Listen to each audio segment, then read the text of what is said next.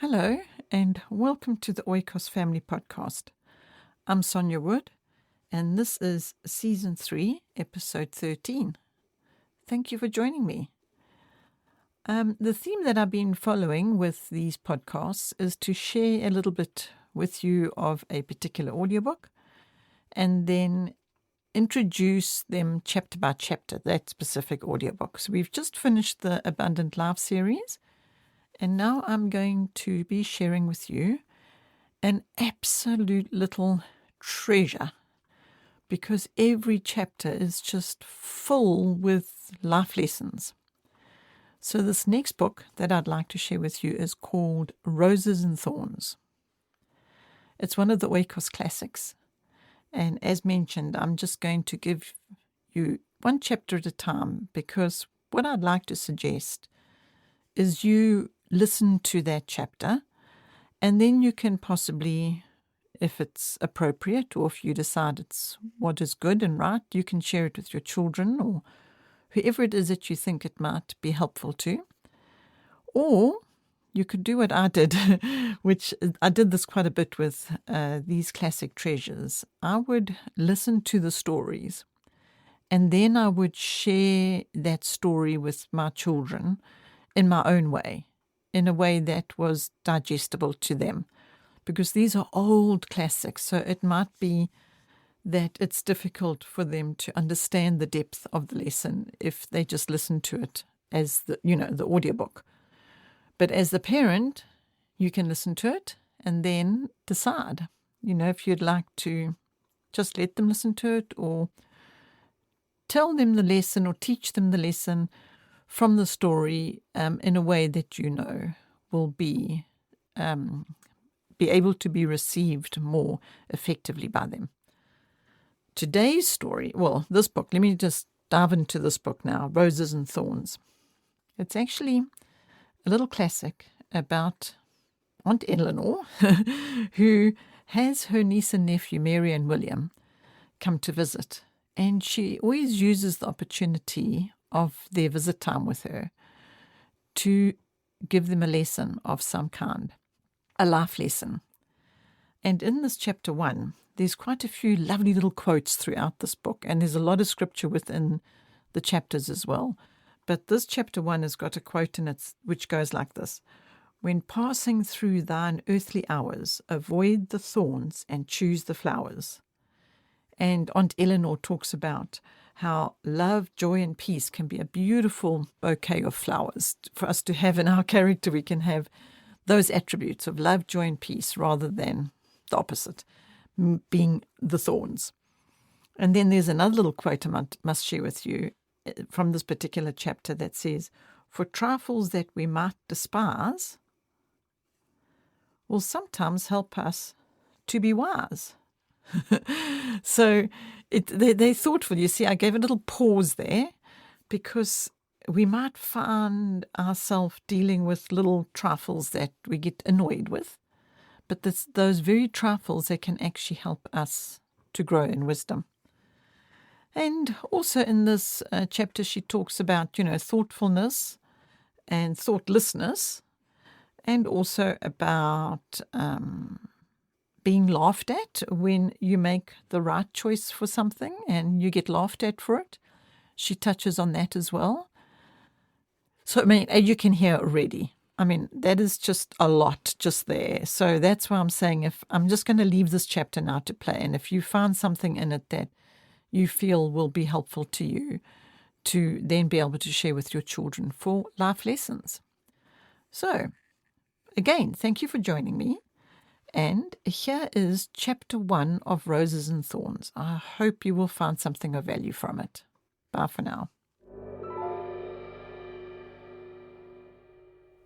Chapter 1. Thoughtful Jan and Careless Kitty. In passing through thine earthly hours, avoid the thorns and choose the flowers. Which do you want? Asked Aunt Eleanor cheerfully one summer evening. She entered the room where her niece Mary and her nephew William were playing. Which do you want, the right hand or the left? Mary and William saw that Aunt Eleanor held a bouquet of roses in one hand and a bunch of thorns in the other. They quickly made up their minds.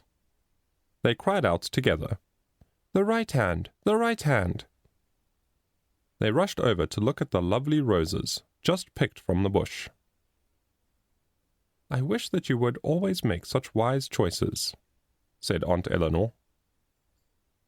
Mary and William loved their Aunt Eleanor. They had good reason, because she was always doing thoughtful things. They understood her way of dealing with them. However cheerful her remarks might be, she always tried to make them useful. No matter how stern she might be, they knew she would be sure to make them smile another time. They knew their aunt well, so they carefully listened to what she said. "We can compare good qualities to flowers," said Aunt Eleanor. "They seem more lovely and desirable to us. Faithfulness and truth are pretty flowers. Faith, hope, and charity would make a lovely bouquet. Love, joy, and peace make a beautiful wreath. Who wouldn't choose them? Who would ever want to be without them?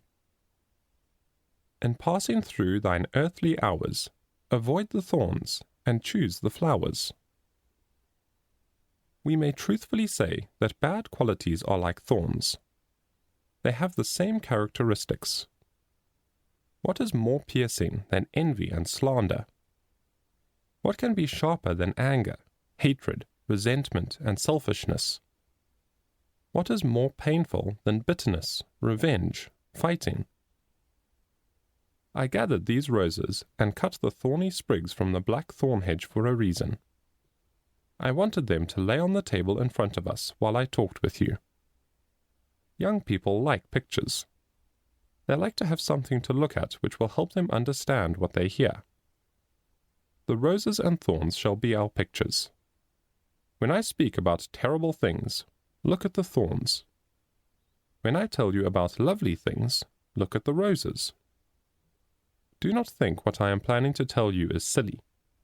There is a wise saying that goes, "For trifles that we might despise will sometimes help to make us wise." While their aunt was speaking, the young people looked at the bunch of thorns now and then. Aunt Eleanor went on, "It is a lovely thing to have piety. But what is true piety? It is the fear of the Lord. It is a simple, trusting faith in Him who died for sinners. It is a love and a desire to know Him, do His holy will, and magnify His holy name. It is a lovely thing to be humble. James 4 verse 10 says, "Humble yourselves in the sight of the Lord, and He shall lift you up." It is a lovely thing to live in harmony and peace with all who are around us. King David says in Psalm 133 verse 1, "Behold, how good and how pleasant it is for brethren to dwell together in unity." It is also a lovely thing to have a patient, humble, and teachable spirit. The Redeemer says in Matthew 11:28-29, "Come unto me, all ye that labor and are heavy laden, and I will give you rest. Take my yoke upon you, and learn of me, for I am meek and lowly in heart, and ye shall find rest unto your souls." Aunt Eleanor became cheerful. She noticed the young people had been looking at the roses while she was talking. "Oh," she said in a playful mood, "I must keep an eye on my flowers. What an awful thing if you ran away with the roses and left me the ugly thorns. I like lovely things as much as you do, so I'll keep an eye on these roses."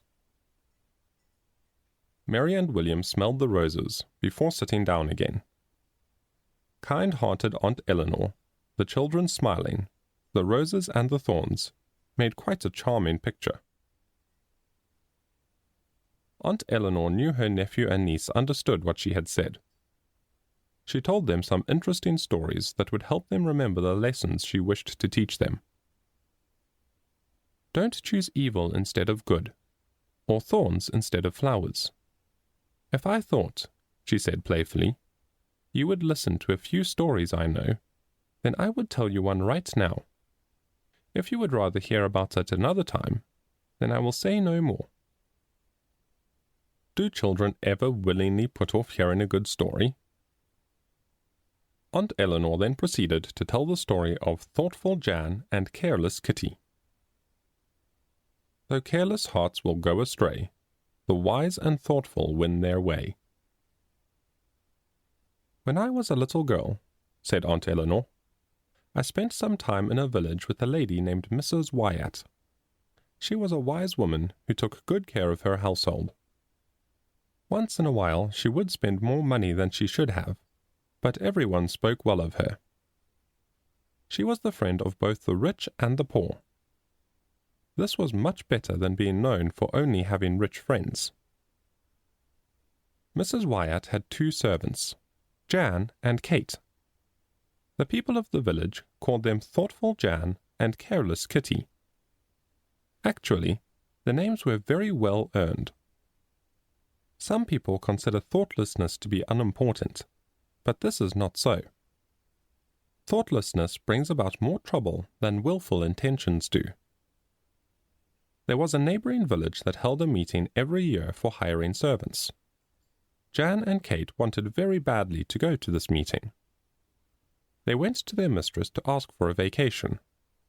It was Kate's idea, and she persuaded Jan to join her.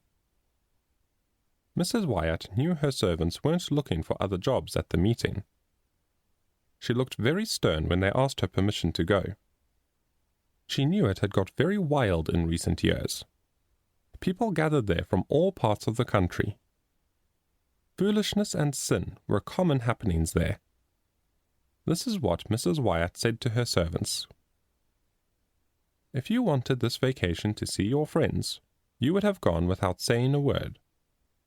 I see that is not the case. I will not forbid you to go, but I will warn you against it. It could rain today. That would spoil your clothes. If the weather is nice, a thoughtless mob will be at the meeting. You may find bad people and spend all your money. You'll hurt your reputation and be bitterly sorry for your foolishness. I advise you not to go. Kate quickly replied, The sky is clear, and I'm sure there will be no rain. My brother will be there to protect us, and we don't plan to stay out very late. They were in such a hurry to go, the mistress finally gave them permission, in spite of her better judgment. Kitty wore her pink dress and bonnet with blue ribbons. Jan dressed more plainly. Kitty talked very fast. Jan was more thoughtful as she walked on. They passed the village courthouse, the blacksmith shop, the White House on the hill, and the post office. Then they came to the hollow oak in the green lane. Jan stood still. Looking more thoughtful than ever, she told Kate she would go no further. While you have been talking, Kitty, she said, I have been thinking. Mrs. Wyatt's words have been ringing in my ears. She has been a good mistress. We were wrong to ignore her advice. Believe me, this meeting will bring no good. It's not too late to go back. Go back if you want, replied thoughtless Kitty. I am going on. I won't get dressed up and go halfway to the meeting, only to turn back and get laughed at. If I have to go by myself, then I will. It is better to get laughed at for doing right than for doing wrong, said Jan meekly. Anyway, look at the cloudy sky. Mrs. Wyatt was right about the rain. Please come back with me. If you don't, I will go by myself. Have a nice walk then, said thoughtless Kitty. She continued on her way and left Jan standing under the branches of the hollow oak. Jan waited until Kitty had gone through the gate toward the gravel pit. When she was out of sight, Jan went back. She had hoped that her friend might change her mind. It is usually dangerous to pause even a moment when temptation occurs. However, Jan's habit of thoughtfulness often corrected a wrong step after taking it. This is what happened this time. During her walk with Kitty, she had thought about every sentence Mrs. Wyatt said. Her good sense told her what to do. At one time, it would have been hard to say if she would go on or go back. The scales of obedience and curiosity were so lightly balanced that the weight of a feather would have tipped them. That very morning was the turning point. Jan had humbly prayed on her knees that she might be kept from sin and sorrow. Thoughtless Kitty had not prayed. "Why, what is this?" asked Mrs. Wyatt, going into the kitchen. Jan had been back for half an hour. The rain was pattering against the window. "I thought you went to the meeting in your finest clothes. Here you are in your working dress, as busy as ever. What happened?" Jan then told her mistress that she had thought about her advice. She decided to follow the advice and return home. She couldn't persuade Kitty to do the same. It was quite obvious that Jan's actions pleased Mrs. Wyatt very much. At the time, however, the mistress only said that Jan had acted wisely. Say what you want about pleasure. The inner peace we feel when we diligently do what is right is worth it all. Jan felt the same way. Never before had she felt as satisfied in doing her household work as that morning. Her step was lively and her heart was cheerful. While Jan was doing well, what were things like for thoughtless Kitty? Was her heart happy while she was taking her vacation? You shall hear. When she was by herself, Kate began to feel angry with Jan. Then the rain didn't help her temper at all. After telling the mistress it wouldn't rain, she didn't bring her umbrella. She tucked her pink gown up away from the mud and tied her handkerchief over her bonnet. The wind was strong and the rain came down fast. She was completely soaked before she arrived at the village. To add to her troubles, her brother was not at the meeting after all. Poor Kitty was not to be envied by any means. She was soon in the middle of a careless mob of people. She became friends with a girl who lost her job because of her dishonesty. She had nothing but unfortunate accidents as she hurried along from one place to another. While pressing through the crowd, a chimney sweep with sooty clothes bumped against her wet pink gown. It made a terrible mess. In a wild beast show, a monkey snatched her bonnet off. He tore it before someone could get it back. The entire meeting was full of confusion. Near the end, she found that someone had stolen her money and sewing case. Kitty finally left the meeting, her sooty gown pinned up and her bonnet pinned together. On her return home, she was terribly embarrassed to meet several ladies who knew both her and her mistress. She knew by the way they looked that they did not approve. It would be useless for her ever to ask them for a job in the future. The next day, Mrs. Wyatt gave Jan a nice book. She praised her wise decision and told the girl that she had gained much respect in her eyes. Even though she spoke kindly to Kitty and gently corrected her mistakes, she was cold and distant. Kitty felt disgraced and that her vacation had cost her a great deal. Now, my dear Mary and William, do you see the difference between good and bad conduct? Jan's wise thinking not only gained a reward, but she also gained respect from her mistress. She enjoyed an inner feeling of satisfaction. Kitty, by her thoughtlessness, fell into disgrace. She lost her money and sewing case. She hurt her reputation and formed a bad friendship which might lead her into greater evil. Be thoughtful, wise, and pray. You may be kept from sin and sorrow. Some people think Mrs. Wyatt was right to permit her servants to do as they pleased. Others say she was wrong to allow them to make their own choices. Whichever of these opinions is right, I am not wrong in saying that careless Kitty chose the thorns. Thoughtful Jan chose the roses. After their aunt's story, William and Mary talked about what she told them. When the next evening came, they were quite ready to hear another story. The roses and thorns were still on the table in front of them. The roses, which had been put in water, were almost as fresh as ever.